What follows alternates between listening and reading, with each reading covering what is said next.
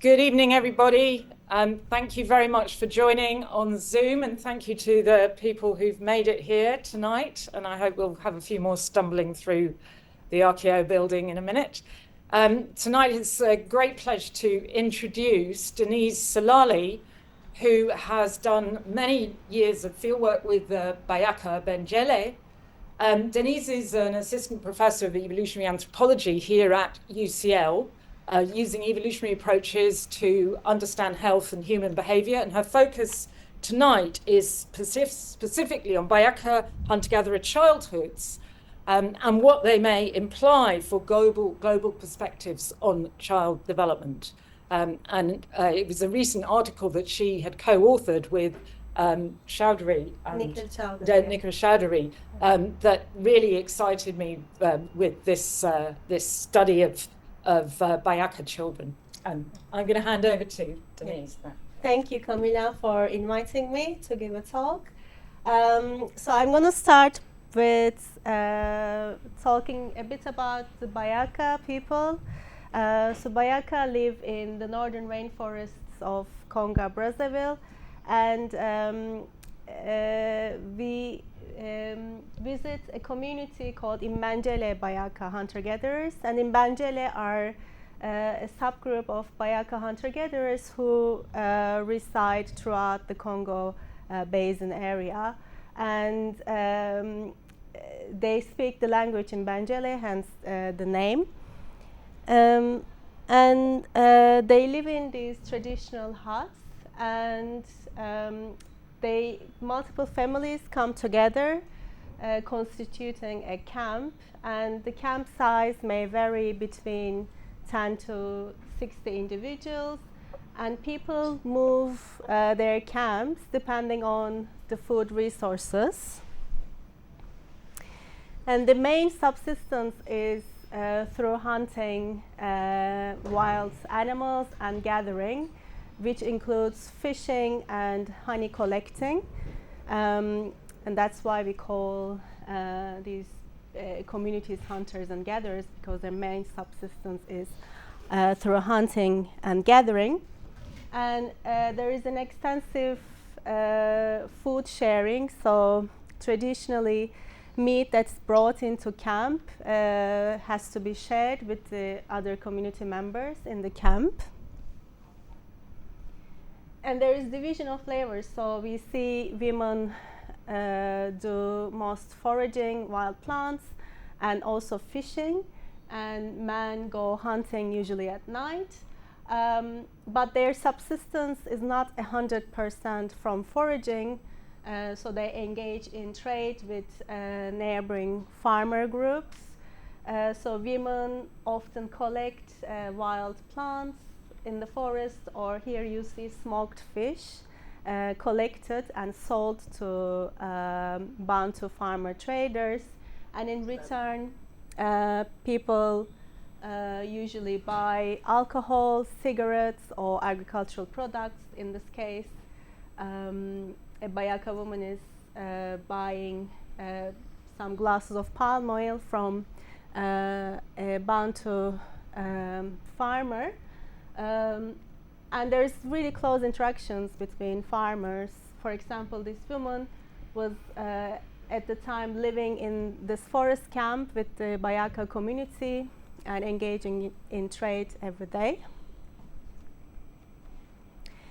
As I mentioned, people move the camps depending on the food resources. So there are two seasons. One is dry season and the other is the rainy season. And in dry season, people usually move in smaller family groups inside the forest, and they make these beautiful camps inside the forest, and they engage in mostly fishing, which is mainly a women's activity. And in other seasons, mostly people prefer to move to their campsites that are located by these dirt roads that were opened by logging companies. They prefer to live alongside the roads because they can engage in trade with farmers more easily. So there is no political hierarchy in the community, and neither sex dominates each other, and there is extensive care of children. It's communal breeding, as we say in evolutionary anthropology, which I'm going to talk in detail about today. So I will first talk about who takes care of children in this community and how. And then I would like to talk about how their childcare structure is intertwined with children's learning. So I will talk a little bit about how BaYaka children learn foraging skills and social norms. And then we have some very recent results on physical activity levels in BaYaka children in comparison to children in the UK and the US. So I would like to present some of these results. And then finally, I would like to discuss with you all together some implications of what we learn about hunter-gatherer children or childhood. What can we infer to like Western child rearing?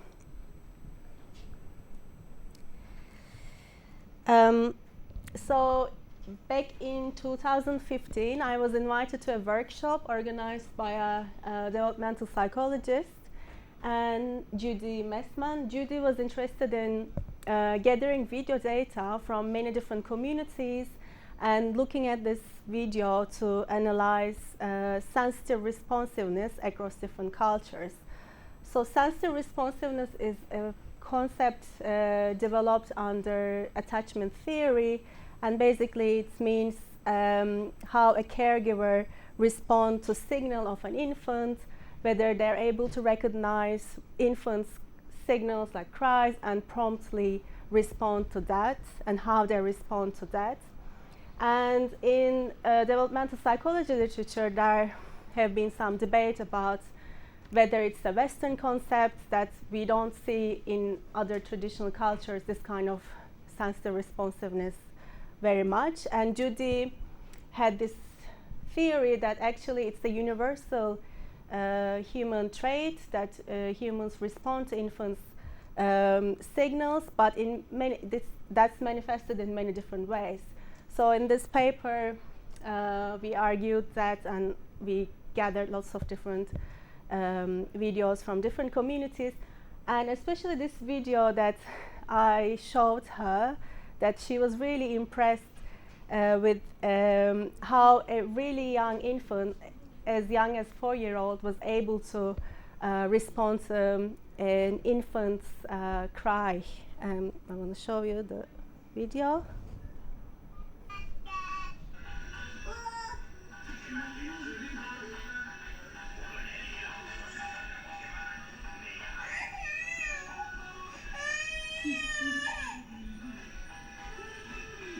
It's a very subtle interaction, but the baby is 13 months old, and the child is actually his uncle. So in these communities, because the generations overlap, usually you see aunts and uncles are children as well themselves. But they, as you will see in our results, they really contribute to childcare, and they're able to respond to infants' different signals from early ages. So most of the results that I'm going to show you today, we did with Nikhil Chaudhary, who is at Cambridge now.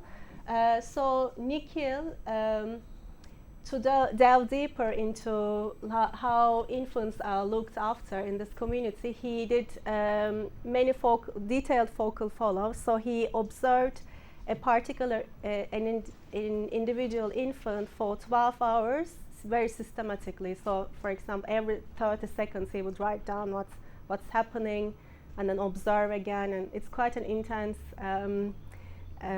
data collection technique. And we had these focal follows of 18 infants who were under 4 years, and and we looked at first response to cry. So here we had over 200 episodes of infant cry, and we looked at the frequency of response method. So, and in the bar chart you will see red bars are showing all children together, and then the green and the blue are age-divided children. So the blue are showing children under 1.5 years, and green are showing children between 1.5 and 4 years. So let's just focus on the red bars for simplicity now. What we observed is when an infant cried on average more than 50% of the time, the infant was comforted by being held and soothed, and around 30% of the time the infant was nursed, and then that followed by stimulation, which means playing with the infant or vocalizing to the infant. Attending to need means if the infant needed if the infant was sick or dirty, that's kind of care. And in no episodes we observed control over infants' cry. So we didn't observe that people tried to shut infants crying down or like told them not to cry. And then we looked at the composition and contribution of people other than mothers to infant care. So here you will see in the anthropology literature, perhaps some of you know, caregivers other than the mother are called allomothers. So we looked at how many allomothers are there per child based on different care methods. So for example, here you see how many allomothers were per children who were within 3 meters to the child. So that means they may not be necessarily giving really hands-on care, but they are still in close proximity to the child.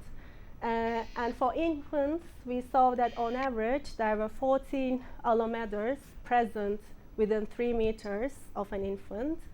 And of course, as the level of care increased, the numbers of allomothers decreased. So for example, responders mean people who responded to the cry of an infant, so they provided more hands-on care. Perhaps they soothed the baby, they hold the baby.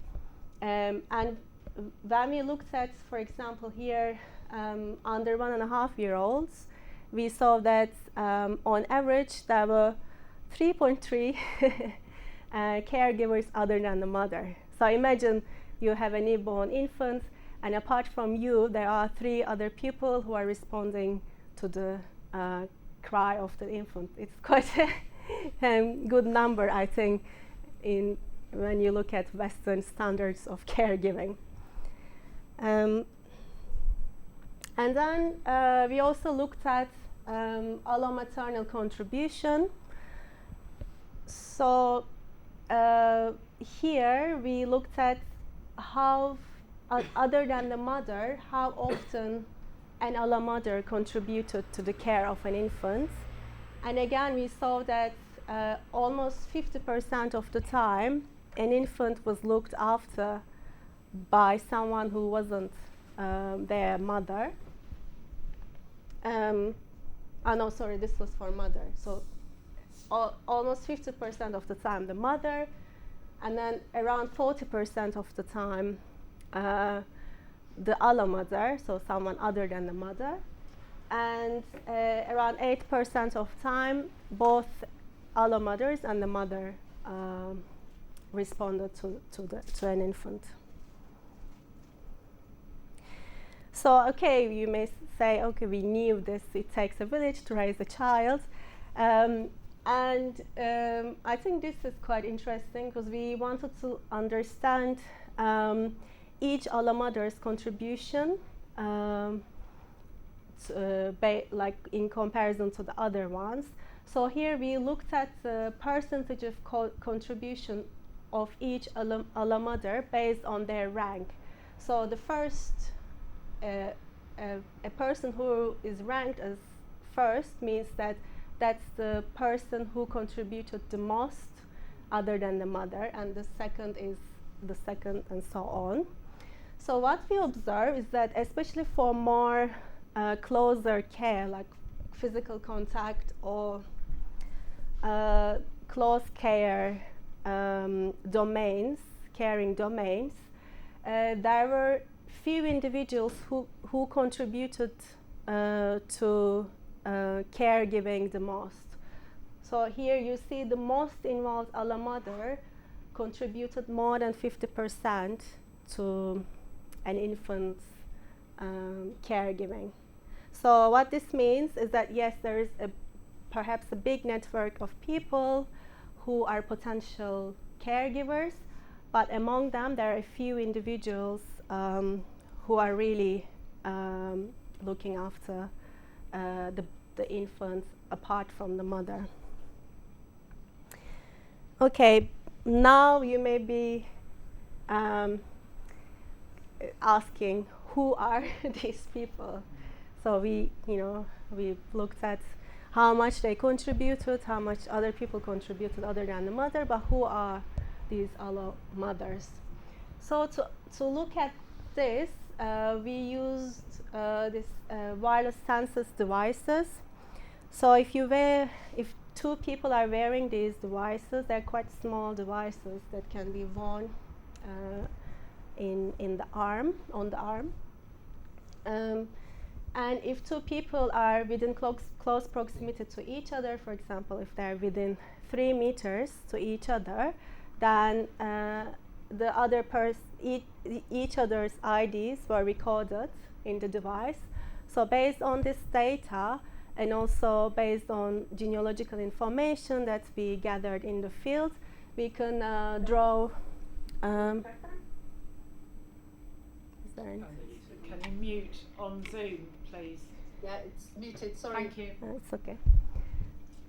So with this data, we could draw social interaction networks. For example, here you see a network of one of the camps that we visited. Individuals are represented as nodes, and people who are connected through biological kin, they are depicted with these red ties.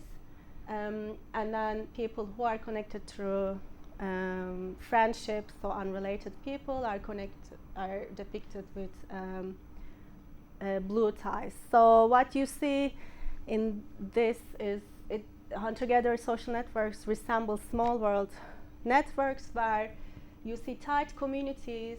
You can see them as households, and these households are connected through weaker ties to the other households. Anyway, so we use that data to also understand who takes care of an infant. And then, so let me first explain the pie chart. Again, these are for 19 BaYaka children who are under 4 years. And we looked at first aggregate involvement of people in each category. So we were interested in how much unrelated people in a camp contributed to the care of an infant, how much the infant's father contributed, how much their grandmother or grandfather or uncle and aunt contributed. Of course, again, these are in aggregate involvements apart from the mom. We are not talking about the mom here. And interestingly, when you look at the total of each category, you see that siblings and unrelated people contribute to most to childcare. But when you look at adjusted involvement, which means how, on average, for each category, how much a person contributes to an infant's care. You see, again, the sibling contributes the most, and then the father, and you see an average unrelated individual contributes the least. But the story here is that although each unrelated person in the camp, they don't contribute as much, but in total, because there are so many unrelated people in the camp, in total their total contribution is actually very substantial in childcare in this community. And this, of course, has implications as well. Like, for example, if a child loses their father, there are still other people, like a buffering mechanism that for the child to, you know, survive.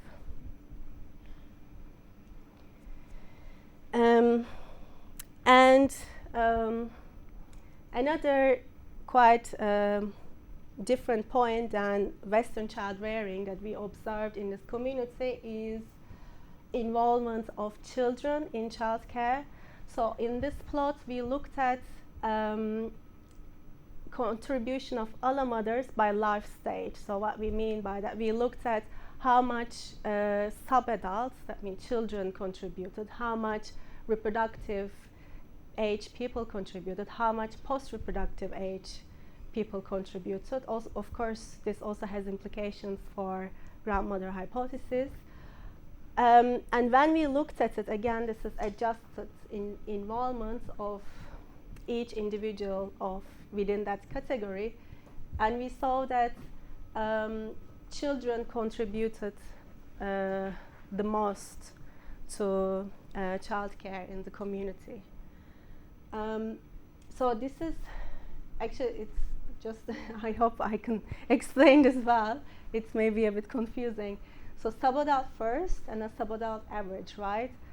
Subadult first means the most involved child who contributes to a focal infant's child care. And subadult average means on average how much a child contributes to that infant's child care. Is it clear? So that means that there is actually one child who contributes substantially to an infant's care, which we actually observe in the field. It's usually older sister, but like around 7-8 years, not adolescents. That's my observation, and there are some recent studies supporting that observation. Okay, so I find it's really striking that children really contribute substantially to child care in these communities. And this is not a pattern that we only observe in the BaYaka. When we look at data from some other hunter-gatherer societies, we see the same trend. So ACTA hunter-gatherers from the Philippines, we had direct data of in the paper. Oh, by the way, we have this paper recently published on evolutionary human sciences, so you can go and have a look at it. So the paper focuses on ACTA and BaYaka hunter-gatherer children, but we also compiled some publicly available data for FA and ACA hunter-gatherers from Africa, and Hadza in Tanzania. And when you look at it, the contribution of sub-adults, the children, in infants' child care is in all societies, in all hunter-gatherers, are above 50%. So they contribute a lot to child care. And as well, unrelated individuals, not individually, but as a sum, contribute a lot.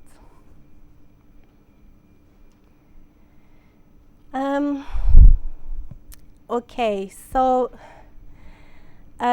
one thing that this system allows children looking after children is first, while a child is looking after an infant, they are at the same time learning to parent Here you see a girl around 7-8 years carrying her younger sister. I'm guessing the sister just started walking, so perhaps like 13-15 months. But at the same time, it's like a mutual learning process, because while the girl is learning about parenting, the child is learning foraging skills with other children. Here I want to show a video of this interaction a bit further. So this is from a fishing trip of children.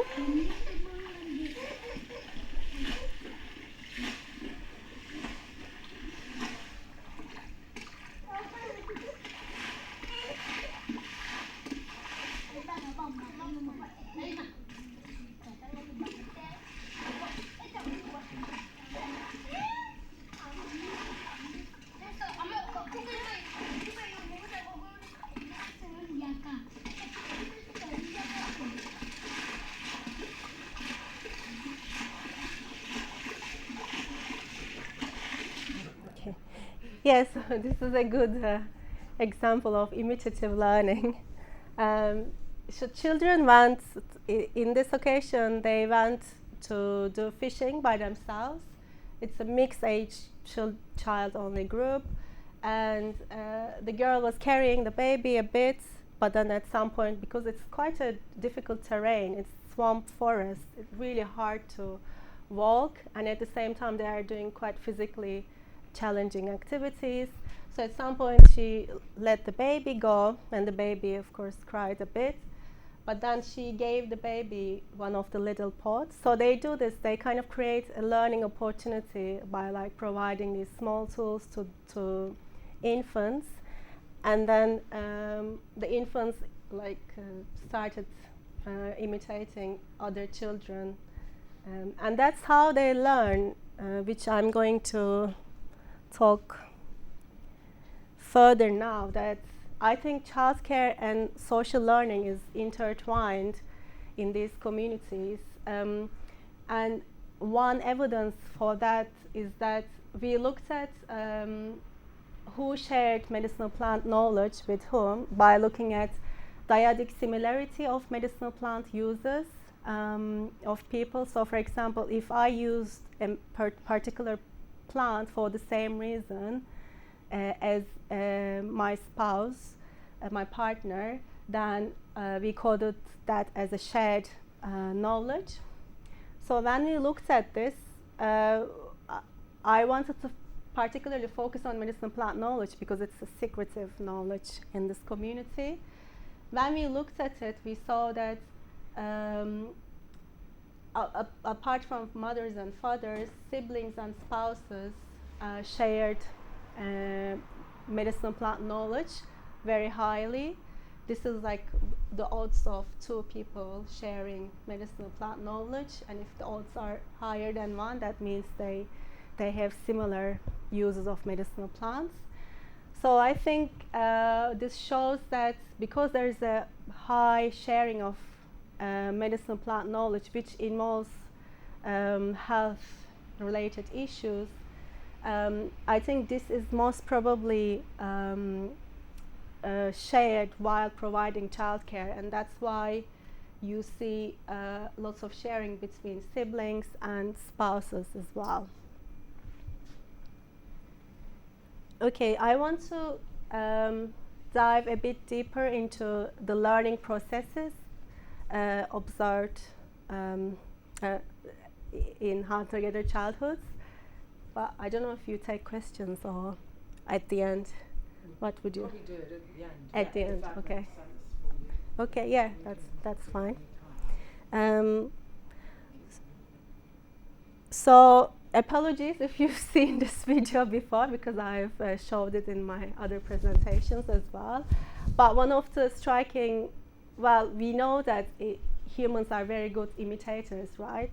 But when you're observing hunter-gatherer children, you actually see the importance of imitative learning, especially for really young children, like as I showed in the previous video. And here I'm going to show another infant imitating lots of skills that are necessary to survive in the forest, and imitating those skills mainly by, again, looking at other children.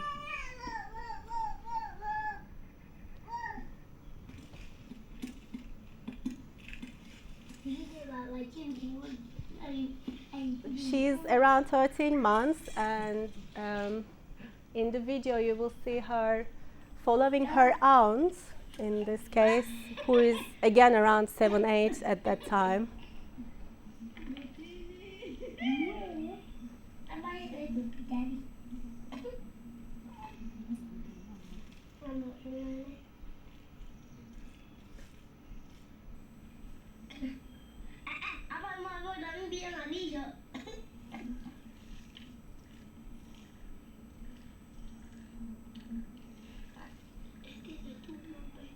Of course, they are not efficient yet, but over time, by practicing and imitating, they get really efficient. This wouldn't happen.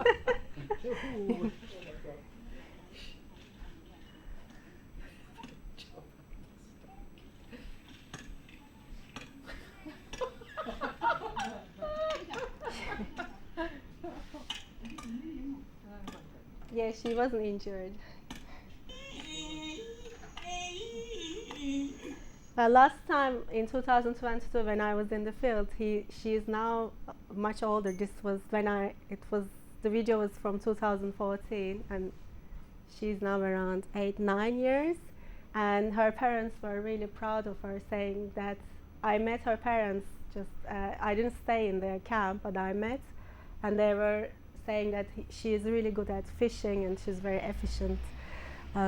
But that's how kind of even such young ages, from 7-8, their instrumental skills are really impressive. And so we looked at many videos of that, like that, from the field. And one of my master students and I coded these videos looking at that kind of learning episodes and coding them for different learning processes.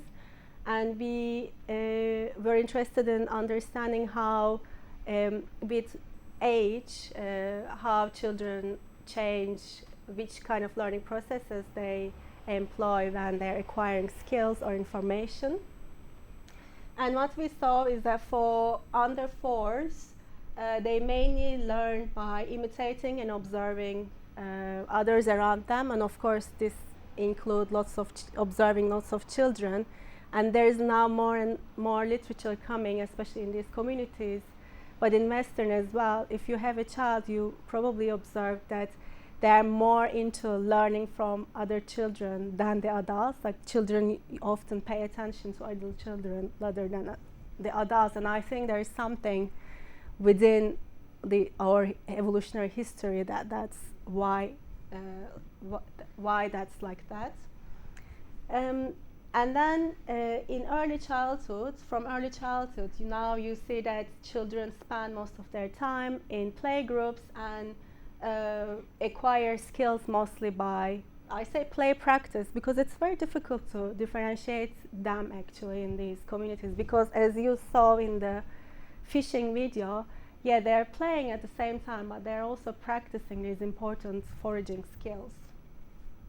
And then when we look at teaching, which are the pink bars, we observe that learning through being taught doesn't happen so often, but it still happens. But what we observed is that it's more reserved for skills that are not easily acquired by just observing people, so more abstract information, perhaps more like social norms, which I'm going to talk about a bit. So as I mentioned, after infancy, after 4 years, children usually are quite autonomous. If you've been coming to talks here, I'm sure that many other anthropologists mentioned how autonomous hunter-gatherer children are. And what we mean by this, for example, when I was in the field last time, it was the fishing season, and it's mainly women do go out to do fishing trips. And most of the women in the camp went out, and there were some children. They are like usually younger than adolescents, because adolescents either go with older women or they go by themselves. So a bunch of children were in the camp, and then all of a sudden I saw that they just gathered the small pots and machetes, and they decided to go for their own fishing. And it's incredible because it's really difficult terrain, as I said, and they are already able to navigate in the forest, which is another topic I'm quite interested to do research in the future, how they learn navigating, because if I go by myself 5 minutes, I would be lost, basically. Did they take any fish? Yes, they did. So here, I have so many videos of fishing, but I didn't want to put everything. But here they're going, and then they're looking around, they're kind of exploring, and then they're exploiting. So here they use a technique called dam fishing. They first make dams, and then they take the water out so that there is not much water left, and then the fish usually hides underneath the trees, so they have to see look at the fish nest. So they put their arms into the mud, and they see if there is any fish. And when they do that, if there is fish, the fish come out, and because there is not much water, then they can use their machetes to kill the fish that come out. And here, this is the end of their fishing trip, where they are cleaning the fish that they collect. Here it's a girl. So here is your answer. They collected. They actually gathered quite a lot of fish.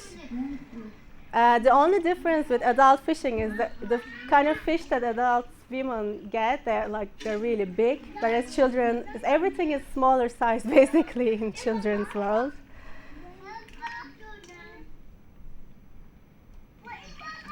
And then that's the autonomy I'm talking about, that they go back to the camp. There's still not much adults around, only perhaps some elderly people, and they make their own fire. And here again you see an older child is doing the things, and then the younger children usually observing, and they take their fish out, and then they cook and they eat. So they're actually able to,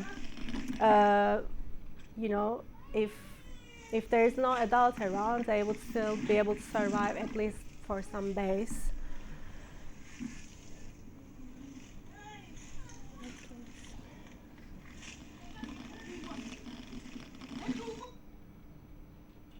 Okay, so I mentioned we observed some teaching, and here I want to show you a video where a teenage boy.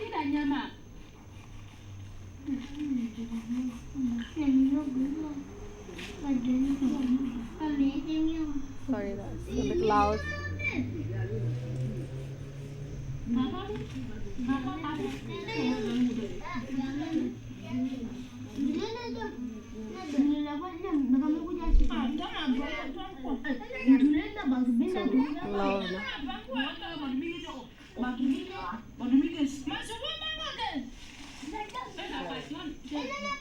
Yeah, so this is meat sharing. So the teenage boy hunted meat with a relative of his, and then he brought the meat to the camp, and everyone, especially children, gather because they want to have their share.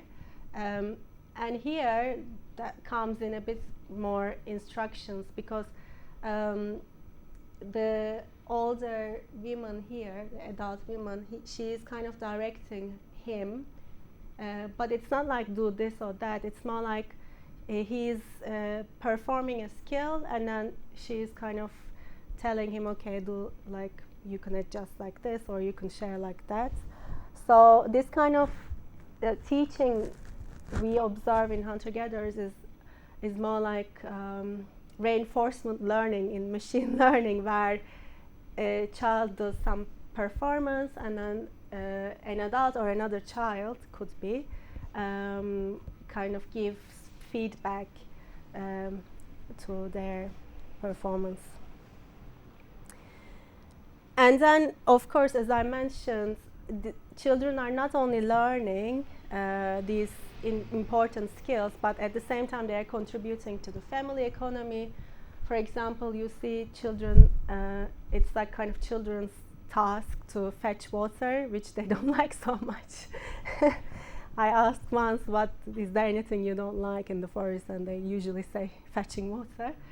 And they contribute by like catching small animals or foraging small fish. And also, like as we mentioned, they contribute a lot to childcare. How are we doing with time? Carry on with fine. Carry on. Okay, just not so much left.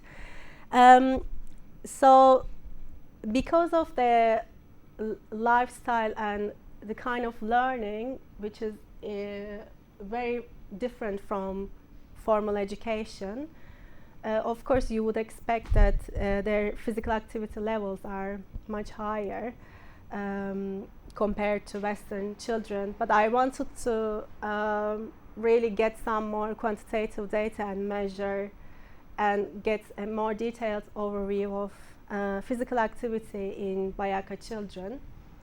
So we use these Fitbit-like devices in the field, and we gathered like in total around 150 days of activity data of over 50 BaYaka children. So the like from, I can't remember the age, I should know, from around 3 to 16. And my PhD student, Luke Kretschmer, who completed his thesis just a month ago, he looked at this data. It's not an easy analysis. It's really quite a lot of data to process. And he also compiled some publicly available data sets from children in the UK and the US.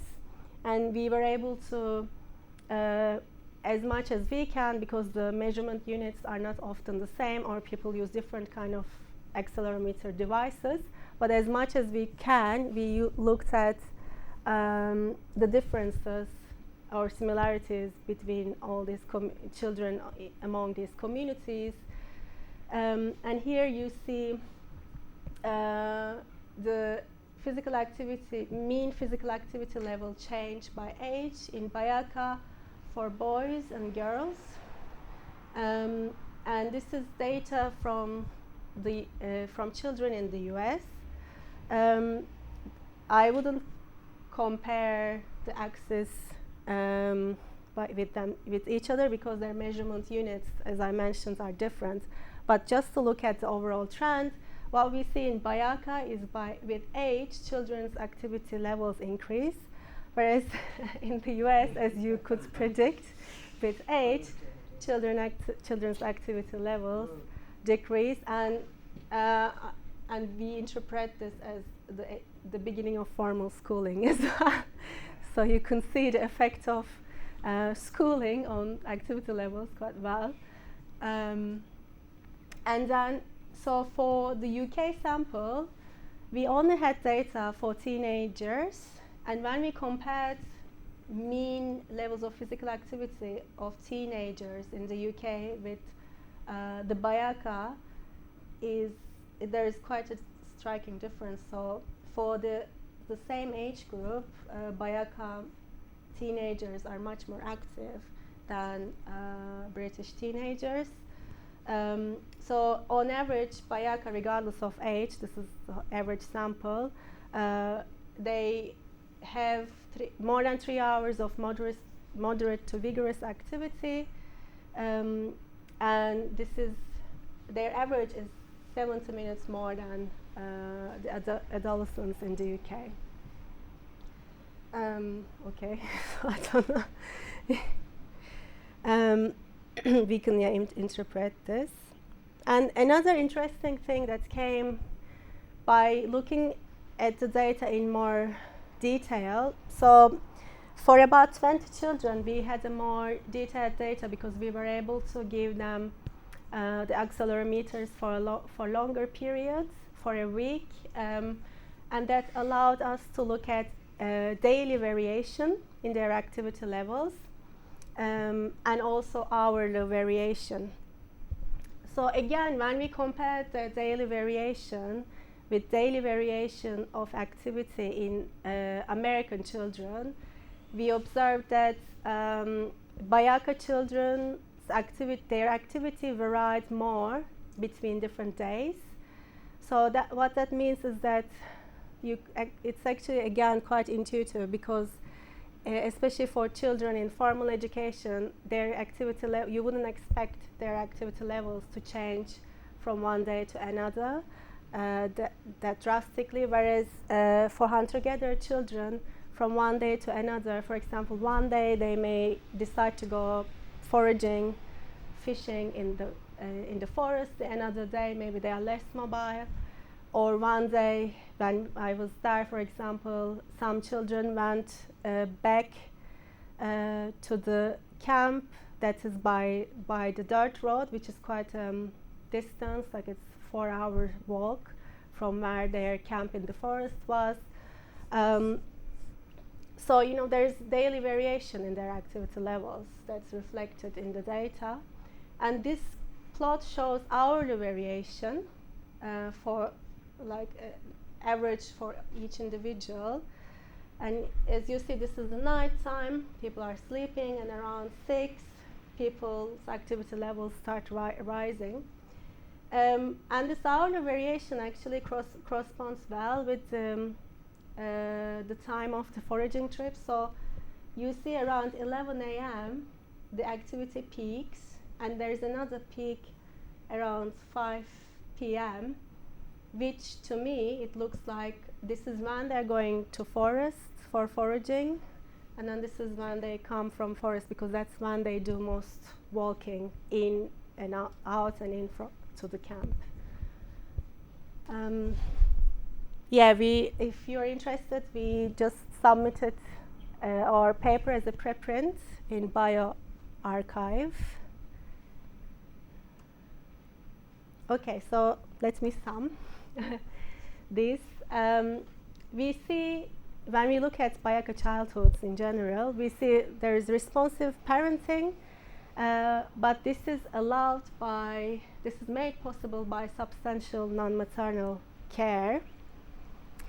And we see that it takes a village to raise a child, but not everyone in the village contributes equally. There are a few individuals who contribute most to caregiving other than the mom.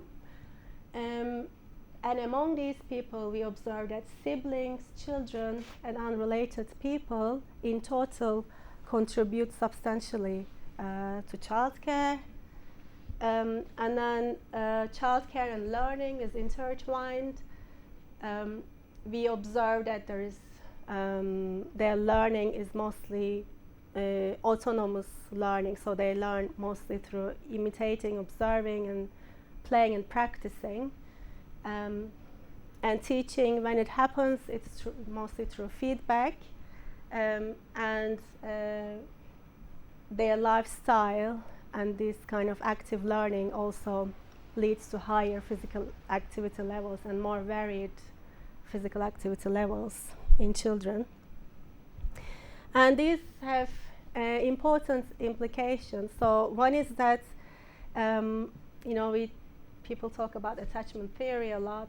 And when people talk about attachment theory, they usually imagine attachment to mother or perhaps father. But actually, when you look at these populations, you see that children can form secure attachments to not only mother and father, but other community members, and that buffers if, for example, there is loss maternal mortality is unfortunately high in these populations. So that may be one mechanism that may buffer the effect of maternal loss, mother's loss, in the what happens after a mother dies to the children. There is not much research on this, unfortunately. So I think that's there is a lot more to do. Whether it of course depends on perhaps how much investment another individual can give, depending on how much care they're already giving to other infants. And then these substantial childcare networks also allow for ample social learning opportunities, especially from peers. So more and more studies are showing how important children are in learning, in acquisition of different skills in hunter-gatherer communities. Shane Alevlevi recently and her colleagues wrote a review on this, and they are saying that adult-to-child teaching is taught as the main mode in Western societies, but it actually is not very common in other traditional societies when you look at it. And then that kind of childcare structure also allows mothers to focus on other things. So there is reduced maternal investment load, and there are good papers that came up that showed that very beautifully. For example, a paper that came out last year showed that BaYaka girls, 4 to 7 year olds, which is in line with my observations in the field, increase the foraging efficiency of nursing women during group expeditions because they are actually involved in caring of the small children. And then in another study, researchers show that ACTA child-only playgroups reduce maternal load because mothers don't need to look after the children all the time. And what are the implications of this in our child rearing? Because in the West, especially in these large-scale multicultural societies, it's often the mom that gets, that kind of looks after the infant in isolation. And even we introduce policies like longer maternity leave, it's not solving the problem because you still end up with one person trying to give all the care to an infant. So then it's we observe postnatal depression in first-time mothers, and they are likely associated with lack of social support, but also I think lack of parenting knowledge, because in these communities children grow up with childcare, so they learn about parenting from very young ages. But in our communities, because we don't have that kind of social structure, when especially a woman have their first children, it's quite a steep learning curve. I know from myself. Yeah, so that goes to future directions and kind of points I would like to discuss with you about today. So one is continuing from my last point. Last year around this time I had my first baby, and being an evolutionary anthropologist, I thought breastfeeding would be so easy because evolution must have sorted it out. Of course, women have been doing that for thousands of years. Infants, babies must have some adaptations for breastfeeding. They should have instinctive behavior to, to be able to nurse. But then I realized that that wasn't the case, and breastfeeding is actually quite painful and very difficult, and it's a learned behavior. It is instinctive to an extent, but it's also learned. So that's made me realize also working with a hunter-gatherer community, how important is creating that kind of village. And we have good examples in our society, like community groups or NGOs like La Leche League, where they can provide free advice and information to new mothers. But one thing that I realized through my experience is that there are too many opinions, and there is lack of consensus on parenting advice, especially from healthcare workers. I've seen so many midwives and healthcare advisors, healthcare visitors, and they all gave different advice, which was really confusing for me and surprising. And I think one difference with communities like traditional communities like BaYaka, they already have established social norms on how to look after a baby, and perhaps it may not be 100% the most effective way of looking after a baby, but probably it makes life easier for new mothers because people agree on how to raise a baby.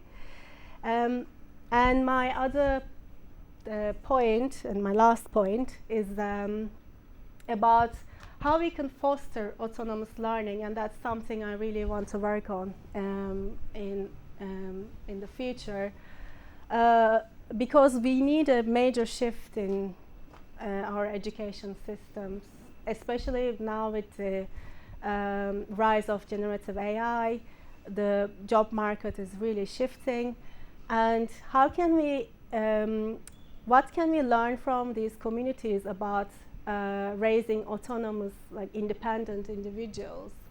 And there are some points I think that we can consider. One is hands-on learning through practice, that I think our education system doesn't allow that much.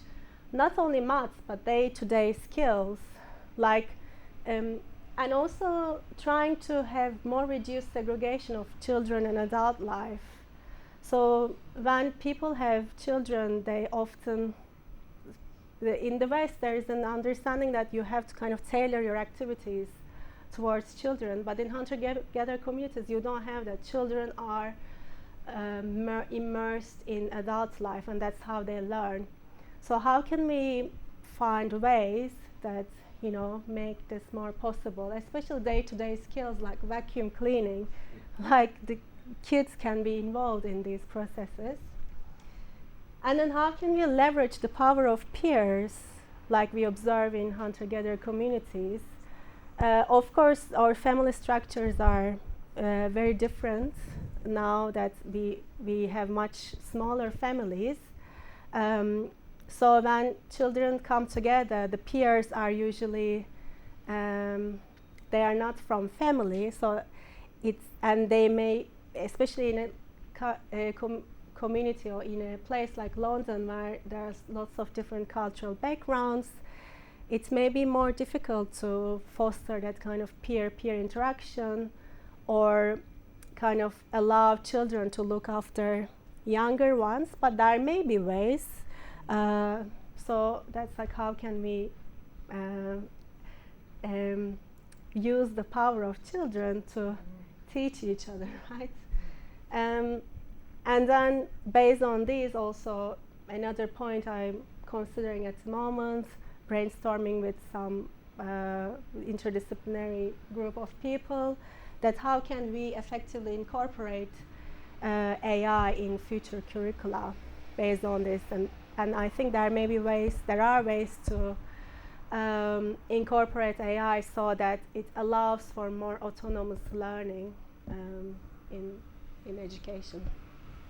Thank you so much. I hope it hasn't been so long. No, that's great. Okay, thank you. Thank you for listening. Okay, any questions?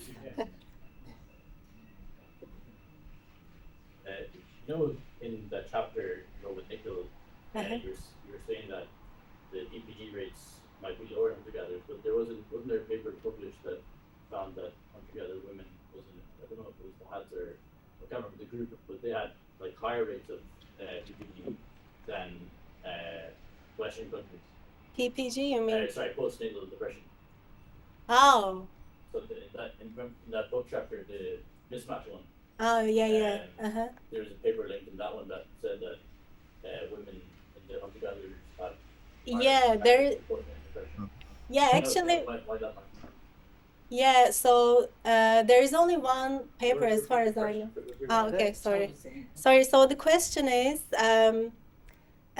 we see there's a paper on Hadza hunter-gatherers that showed that postnatal depression occurs in the community as well, and I don't remember if it was higher or the same prevalence. Yeah, quite back up. It's quite high prevalence. So the question is why do we observe that in hunter-gatherer communities as well, especially given that they may be having lots of social support in childcare. Did you see it at all in the BaYaka? We didn't particularly observe postnatal depression, but at the moment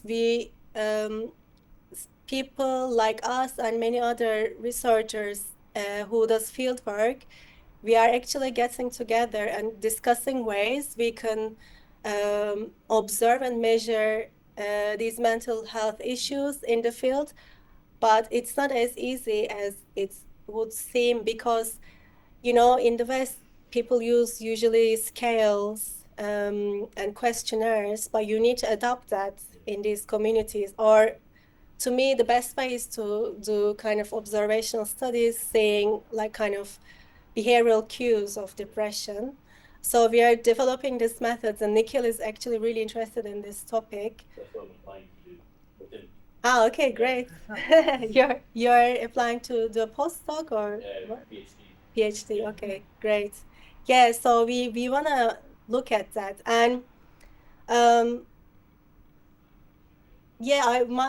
one of my interests is, for example, the experience of first-time mothers in these communities, because when I was in the field, and I wasn't paying so much attention, to be honest, to breastfeeding, because when you become a mom, your focus sometimes, you ask yourself questions like, oh, how did people do that? So you come up with new questions. But one interesting aspect is understanding whether they experience similar levels of breastfeeding difficulties, because I think it's quite common in the West, or if because they practice from young ages. Practice, I mean, we see teenage girls, for example, trying to soothe babies by putting them on their breasts, so they may be somehow more familiar with the sensation. So these kind of studies are needed, and we haven't conducted them yet, but it's a really good point. And perhaps, I think mental health problems you see, it's not only unique to Western cultures, but there are some structural differences, like differences in social structure and emphasis on social status that may amplify, we think, some of the prevalence of these mental health issues in Western societies. I was going to focus on inequality as the kind of mismatch variable, but the inequality that you see in hunter-gatherer is so much less than here. That could be. Yeah, now I remember. I met Nick a couple of weeks ago, and he told me about the project. Yeah. Okay. Chris, Relation to that is, you mentioned Okay. maternal mortality is pretty high. Yeah. Is that mortality in childbirth or just dying for any reason at all? I think most is mortality during childbirth, but I also know that even before childbirth. So I had a close friend in the field, a young woman, and just a month ago, I was asking about her to my field assistant, and they told me that she passed away, and I couldn't believe, and I kind of had to ask so many other people to verify that it was her. It was a shock to me because it wasn't her first baby neither, because you would guess that the first births are more difficult than the second and third births. So I could speak with her brother in the end, and I tried to understand what happened, and they were saying that she had a really severe toothache. So I'm guessing that she probably had infection during pregnancy that caused that. So deaths occur, like childbirth complications occur, but also I think during pregnancy complications happen as well. But again, we don't have so much like data on this, unfortunately. And also what happens to children when their mother die. Is it that the community, we see these care networks, do they allow for the survival of the child, or is it that it's a difficult environment and it's also like challenging environment for a child because there are so many parasitic infections as well. So child mortality, especially in early years, is very high as well. So what happens when mother dies? I think we need more studies on these issues. Do you have a question? Repeat, segment. Yeah. From a philosophical perspective, how do BaYaka conceptions of childhood challenge or complement Western notions of autonomy, individualism, and the role of education in shaping future society? Okay, I need to rephrase this thing. How does the BaYaka children's understanding of childhood complement or challenge Western notions of autonomy? You mean BaYaka children's, or like in general BaYaka people's concept of childhood? I guess if you could tell me the children's understanding from what you gathered from the children's understanding compared to the adults, fairly differences. Like their perception of childhood.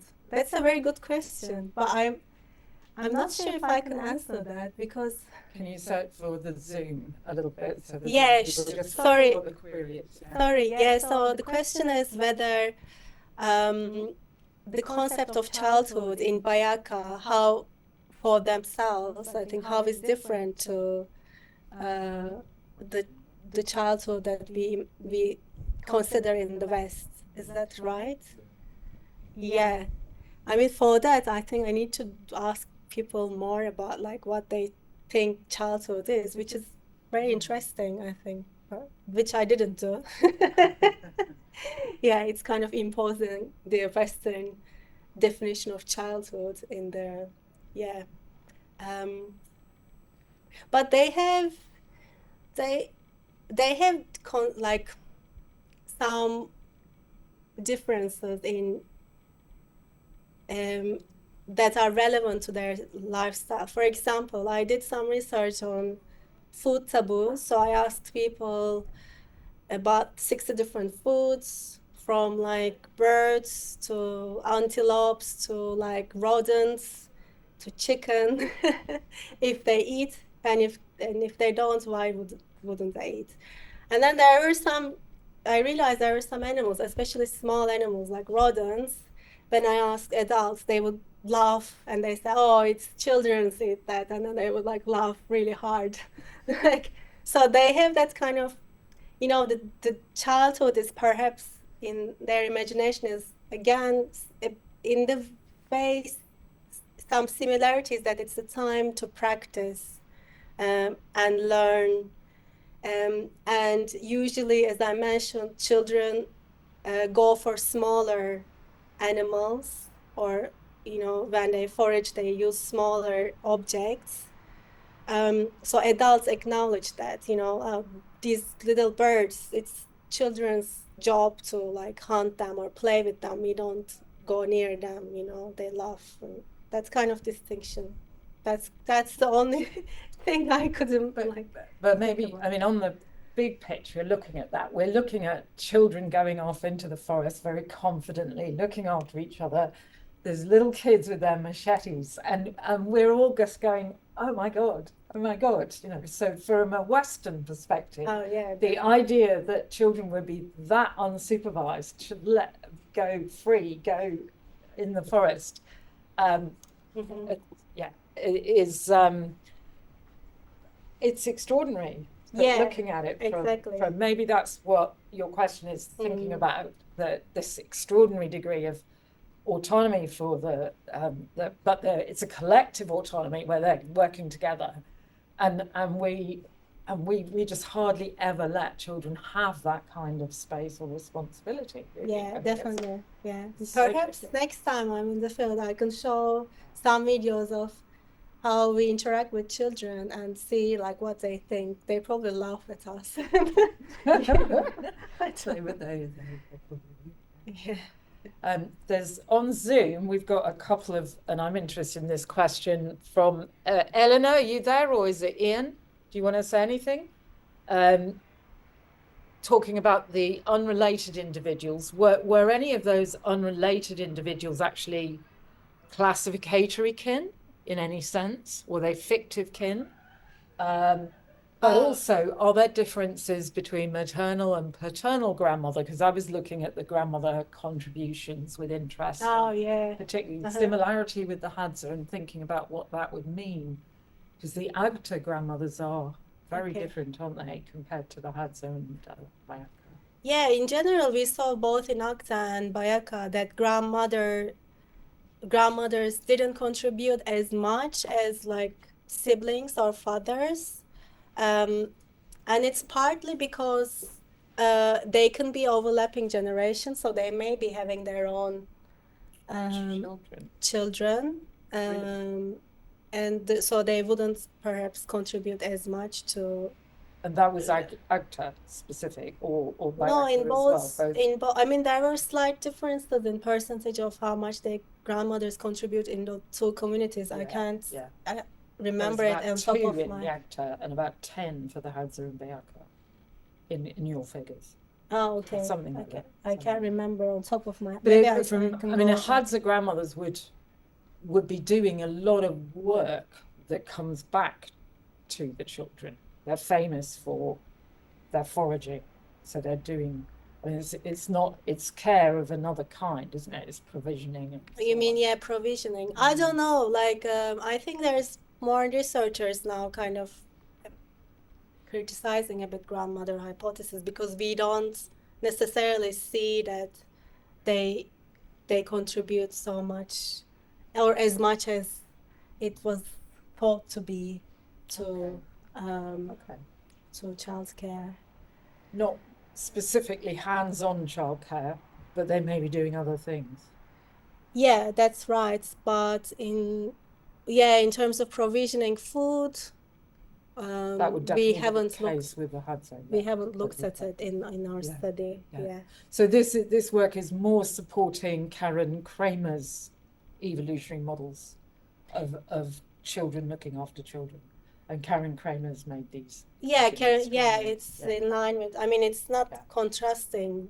I wouldn't contrast their hypotheses, grandmother hypotheses, with Karen Kramer's emphasis on how human life history evolved in a way that children were contributors to caring of infants, which actually facilitated women to have multiple children. Yeah, stacked family. Yeah, Yeah. Yes. You can see the other questions. Yeah, on there is Zoom. a question I'm trying to understand. When looking into unrelated individuals, is classificatory kinship taken into? You mean like fictive kinship? Yeah. No, we didn't. We went very biological anthropology, and we did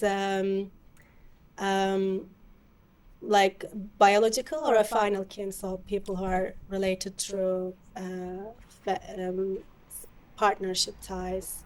And any difference between maternal, paternal grandmothers? I think we did. Yeah, I can't remember the figures on top of my head, but we must do. Yeah, it's just in the paper. We can have a look.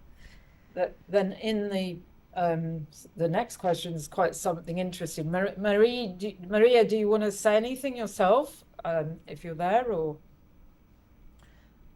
She's talking about being herself an oldest child who was caregiver to a younger sibling. but had suffered developmental trauma, wondering if there's been research on how this plays out for firstborn children later in life. Yeah, that's a very good question. So we kind of look at it as like, I almost presented everything as a very positive way that, oh, look, children contribute to childcare, but we don't talk too much, or we haven't done much research on how it impacts these children's development. For example, in that video, the older sibling who was carrying the infant on her back while foraging, yes, it facilitates mother's foraging, but at the same time, it's a cost to this child themselves, right? So that's a very good question, which I think there's lots of opportunities to look at. We haven't done it yet, but that is something on my mind that I've been thinking about. I would like to speak on that, just to say that to me, as an oldest child who was very much responsible for the emotional care of my younger sibling, and has gone on to not have children because of not wanting to have children in a way, in a situation that would require, but I do understand that we're living in a different society to the hunter-gatherer society, but I think my concern is how this kind of research could be used in a capitalist society to basically, justify children getting less care. You mean, sorry, we're trying to do some tech. So, click on the Zoom icon. There's some technical issue.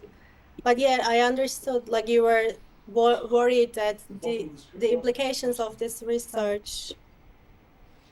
Can you take your finger out of it? Sorry. Okay. We've got it back. Cool. People may misinterpret this research and the findings and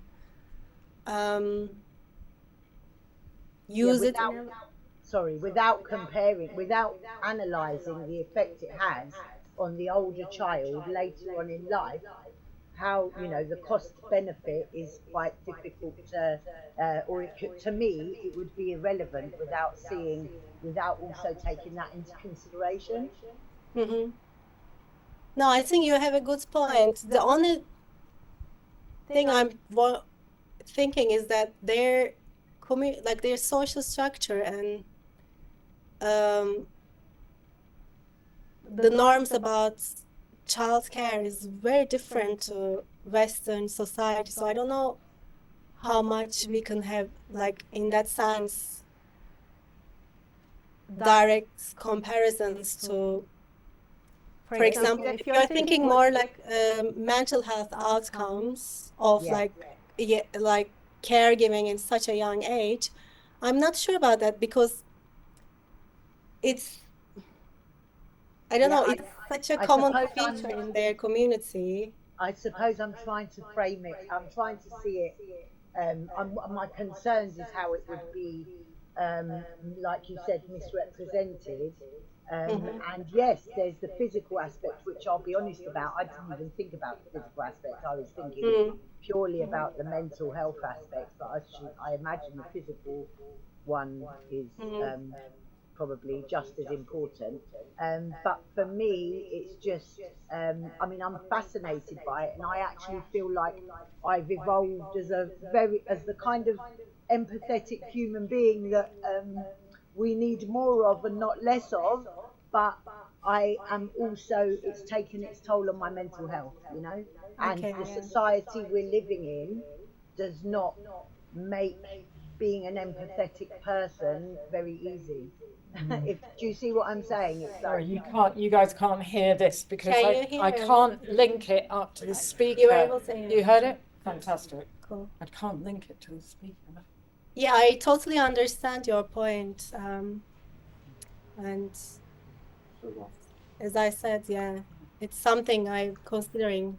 But there is some more questioning about the relationship of the lower reproductive success of children who are doing a lot of the caregiving, and do they have any, is there a relationship between the caregiver children and the closeness to the most caring allomother or mother?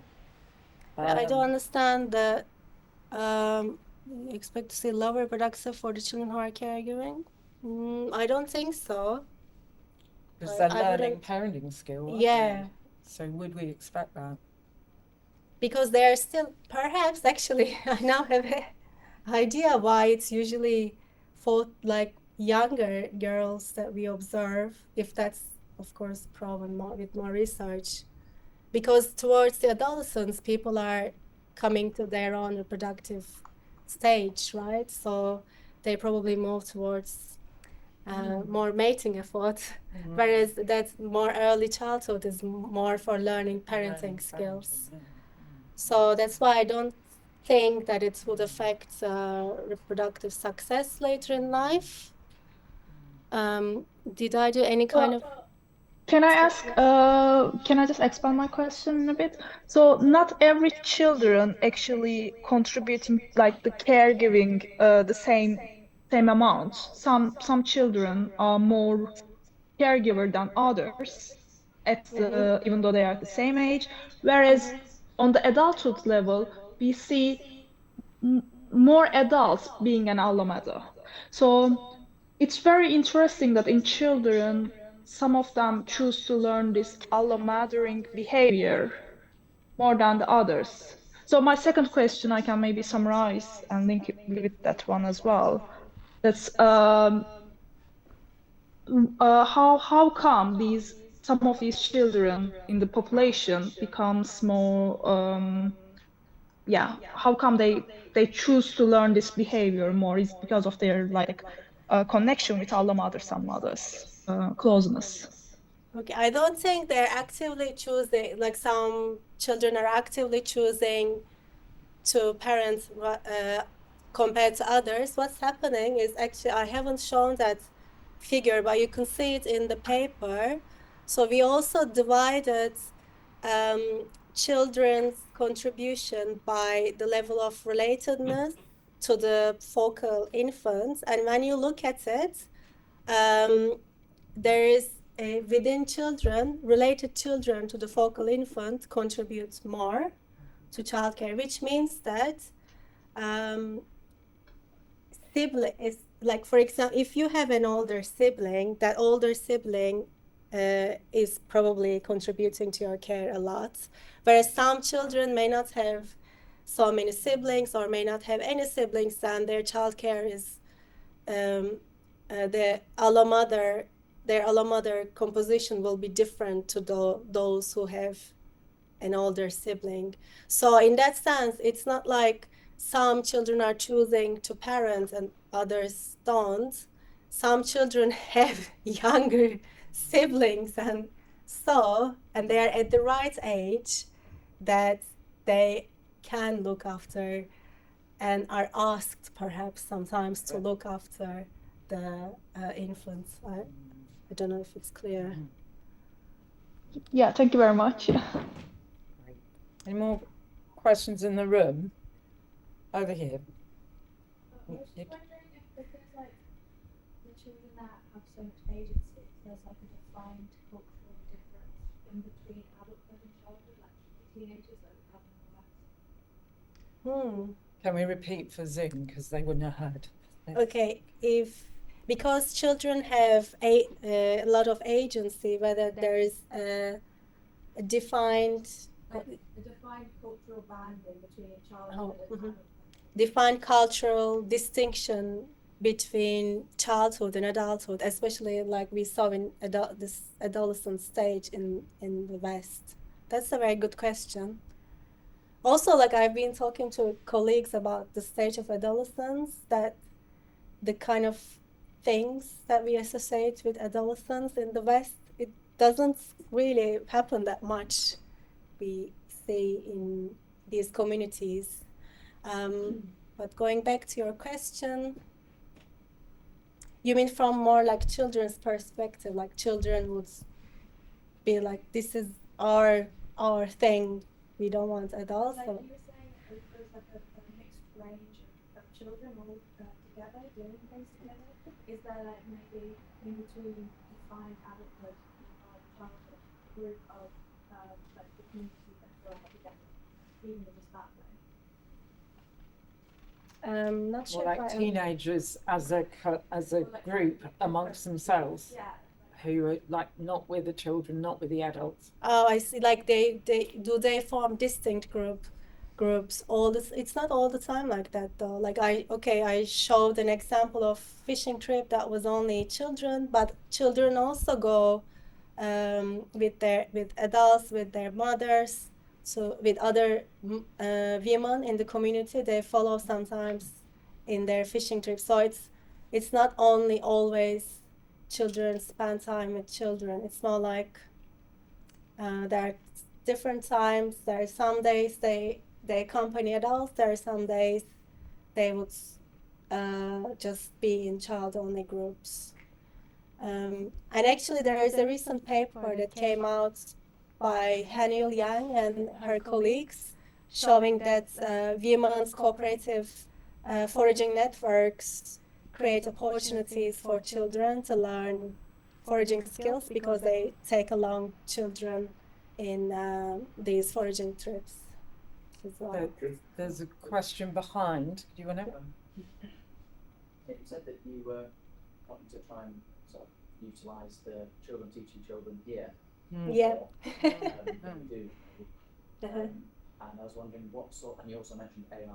I was wondering what sort of ways you're thinking about implementing that when you do seem to have like a very different lifestyle, which is there's lifestyle seems to be a lot more that the children are imitating adult behaviours because they kind of bleed into each other with just sort of like you're saying smaller to larger fish. It's kind of like just sort of more complex of maybe but sharing the same sort of behaviours where we may have actually quite a more distinct sort of difference in types of behaviours and think of childlike behaviours and adulthood responsibility type behaviours, which they maybe seem to have more of a sort of a bleed in, whereas we might have more of a split. When you're talking about being able to utilise children teaching children, those children here might not necessarily have they won't be doing the same skills that we would consider someone 30-year-old, whereas the children there are doing the same skills that a 30-year-old are doing. And I was just sort of wondering what ways you're, because AI maybe sounds like quite an interesting word to. Okay. Yeah, very good question. I will rephrase it. So the question is in which ways do I think we can kind of encourage that peer-to-peer teaching, especially considering that the kind of information or skills required for adult life in the West is quite different to the kind of skills required for adult life in hunter-gatherer communities. And there's more distinction in the West. And I totally agree with you that, for example, most of those skills, like foraging skills, are kind of instrumental skills. So they can be, learned through observation and imitation. Whereas in our society at the moment, it's complex information kind of skills and knowledge which may not be easily learned through just observing and imitating others.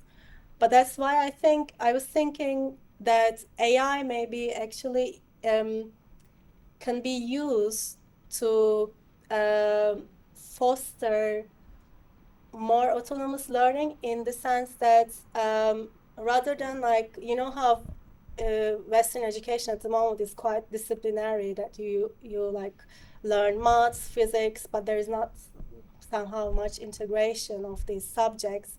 Whereas we know that the future is changing, the job market is changing, and you have to have more interdisciplinary and skill-oriented knowledge.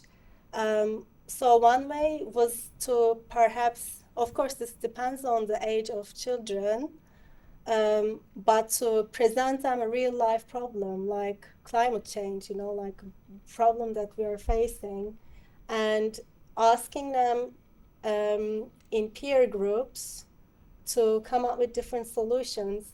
And we can use AI in a sense that both within the peer groups, AI can help them generate new solutions, and also the technologies now can help connect different peer groups together, which is, I think, an exciting future. Of course, there are lots of considerations we need to think about, and people talk a lot about using AI, but I think it could also be used in a good way.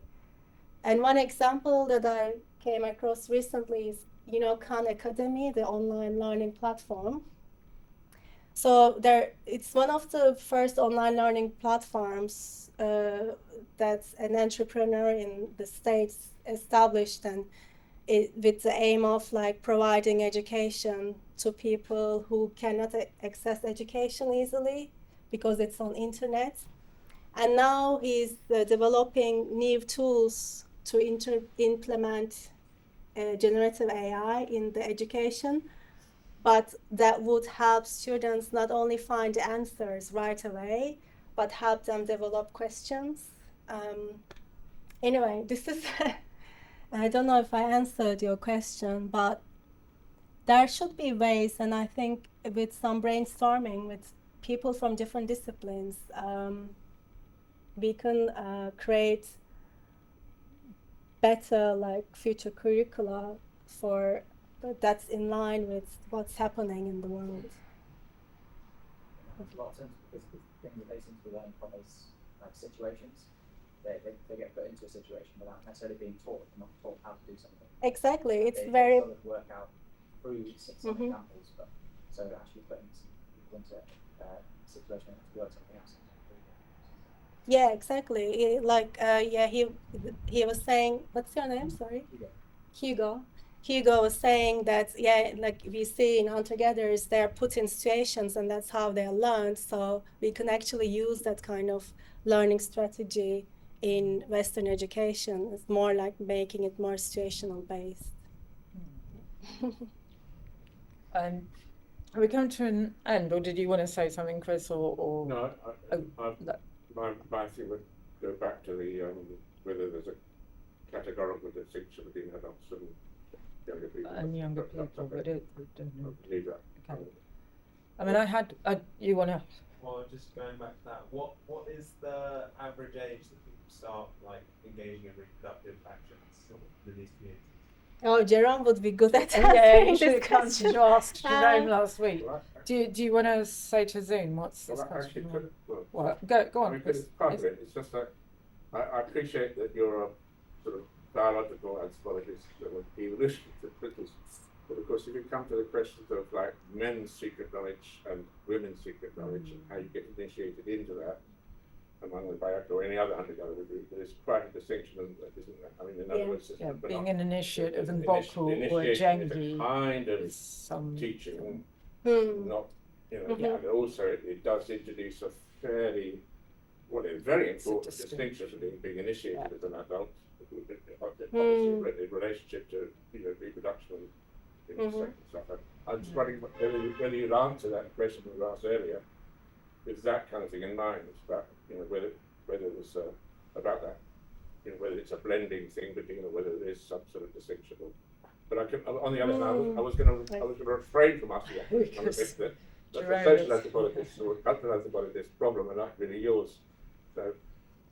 No, but it's an interesting question. Yeah, so Chris was saying there's initiations of, and it's very sex specific. So women have their own initiations, and it's very secretive, and men have their own initiations, and that require teaching, and it's quite kind of distinction between perhaps an adult life and a children's life, which I didn't think about, but yeah, perhaps that's training. You didn't speak No, but I looked at how they acquire that kind of social norms, because children practice those rituals as well, and that's why we kind of argued in that paper that teaching comes important then, because you can't always learn this through just observing, that someone needs to kind of a bit give you like some knowledge, like pass the knowledge through. Yeah.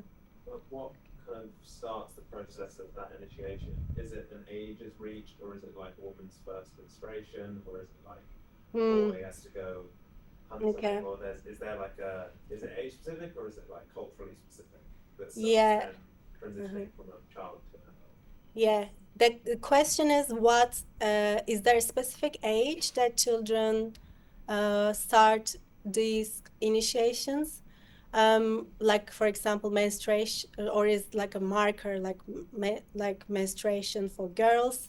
I don't think so. Like when I was in the field, initiation, the few times that I came across with, like especially a jangi, which is man's initiation, there was a really young boy who was initiated. So I don't think it's actually like marking necessarily that. I don't know. I'm actually not sure about this. Jerome, it was good from Jerome. It's like, do the boy's relatives feel he's ready? And it can be quite individual. It depends on individuals if they're mature enough to meet, because the Jengi is a real ordeal to be initiated. Jerome was on the Zoom, but he seems to have gone. Oh, is he? He's not here. Oh, I didn't see him. Yeah, sorry, I'm not 100% sure, but it seemed to be that there wasn't a specific age that they considered that there was a variation. But with a girl, once she menstruates, then there's all sorts of questions she's got and all sorts of things which get you involved. I mean, but it is possible to be initiated in Goku before menstruation as well, because Inea got initiated in Goku quite early, so it doesn't just go with, but evidently learning about Akila in relation to menstruation is part of that process for sure. Yeah, these are a bit beyond my It's not fair. It's not fair on you. I think we're going to, because of the situation and the that some people may be wanting to go, and we've got to let people out, let people escape. I think we should say thank you to Deniz, because that was a beautifully wide-ranging and really provocative. Thank you for coming and interesting questions. Yeah, as well. and thanks for very good questions. Thanks so much. Thank you. And I hope. Thank you very much for coming on the Zoom. I'll just say for next week, we have more fairy tale. The Three Enchanted, this is a European Slovak fairy tale, and we have with us Helena Tuzinska, who's going to guide us through the fairy tale with Chris. And we're looking at the fairy tale in terms of ritual syntax and interpretation of fairy tales. The fairy tale being the Three Enchanted Princesses. So I hope many of you may come back next week and join us again. But if not, anyway, see you soon. Thank you very much for joining on Zoom. Wave goodbye to you. Thank you, bye. Thank you. Bye. John's put his hand up. Or maybe just say goodbye. No, I think, yeah.